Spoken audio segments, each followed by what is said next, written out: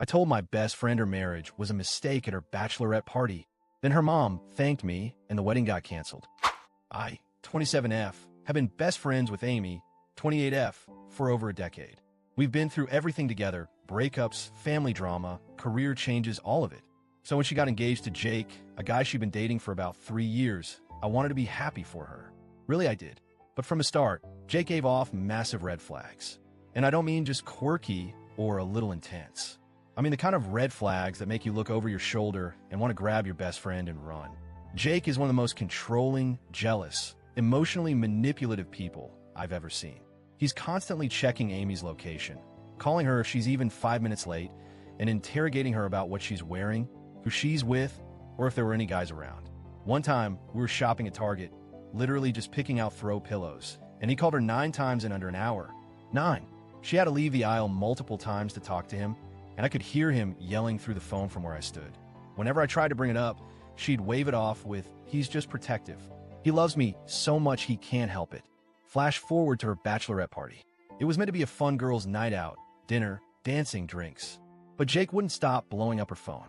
Texts, FaceTimes, voice notes. He was asking where she was, accusing her of acting single, and demanding that she check in with photos and videos. Amy kept leaving the table to call him back, apologizing through tears. Meanwhile, the rest of us sat awkwardly, pretending to sip cocktails and not notice that our friend was emotionally unraveling on what was supposed to be one of the happiest nights of her life. By the 4th time she returned from yet another tearful phone call, I just snapped. I didn't plan it. I didn't rehearse anything. But the words came out anyway, loud, angry, and honestly full of pain. "You're not marrying a husband, Amy. You're signing up for a lifetime of being babysat by a jealous man-child."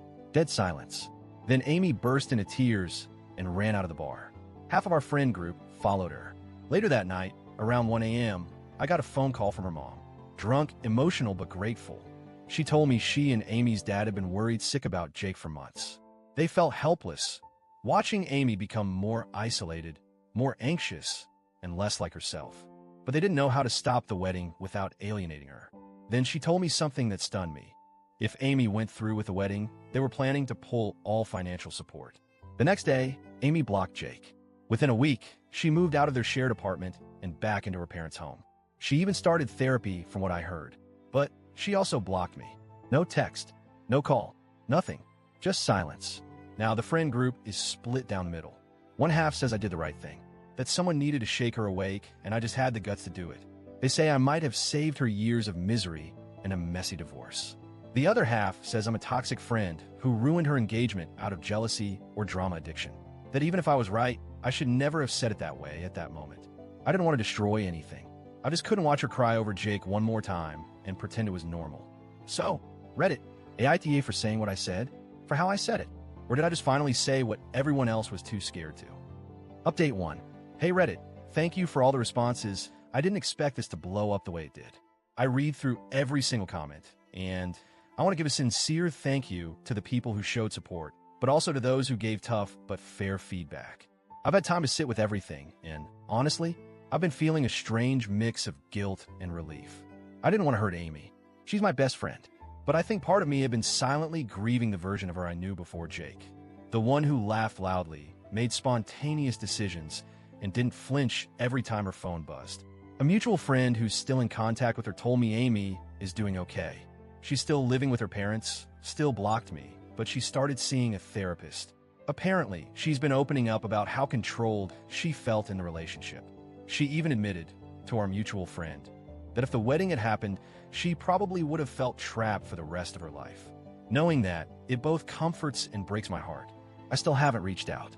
I'm respecting her space, even if it hurts not to talk to her. I just hope one day she'll see that my words, as brutal as they were, came from love. Update 2. I wasn't expecting to post again, but a lot has happened. Amy unblocked me last week. Out of nowhere. I didn't even notice at first. I had stopped checking. Then I got a message that simply said, "I'm not ready to talk, but I wanted you to know I'm not mad anymore. Thank you." That's all. No hi. No punctuation, no emojis. But I cried when I read it. It was like this weight I didn't even realize I'd been carrying just dropped off my chest. We haven't had a real conversation yet, but from what I've heard through others, Amy is starting to rebuild her life. She's applied for a new job in a different city. She's even gone on a few group outings without Jake glued to her phone. As for Jake, he apparently didn't take the breakup well. There were angry texts, vague social media posts, even a weird post tagging Amy's old Instagram handle saying, "You'll regret listening to fake friends." Gross. Her brother had to step in and block him on all platforms. I don't think he's taken it seriously that it's over. Update 3. So, Amy and I finally talked. She invited me for coffee last weekend. I was nervous like butterflies and stomachache nervous. But the moment I saw her, I realized something. She looked lighter, like someone who'd taken off a 200-pound emotional backpack. We sat outside at this little cafe we used to go to in college. At first it was awkward. We talked about the weather, her job, my dog. Then she finally said, "I hated you for saying what you said, but I needed to hear it, and no one else was brave enough to say it." She told me that for weeks she tried to convince herself that I ruined her life. But deep down, she knew I was just a mirror she didn't want to look into. She even admitted she'd almost gone through with the wedding just to prove everyone wrong. Not because she believed in Jake anymore. We talked for 3 hours. There were some tears, a lot of hugs. She's not ready to be best friends again. She said she still needs time to find herself without feeling like anyone's project. But we started texting, slowly rebuilding. I told her, "I'll always be here. No pressure, no conditions." And I meant it. I know now that doing the right thing doesn't always look graceful. Sometimes it's loud, messy, emotional, and ugly in the moment. I don't regret what I said, but I do wish I'd said it more gently. I know I hurt Amy, even if it helped in the long run.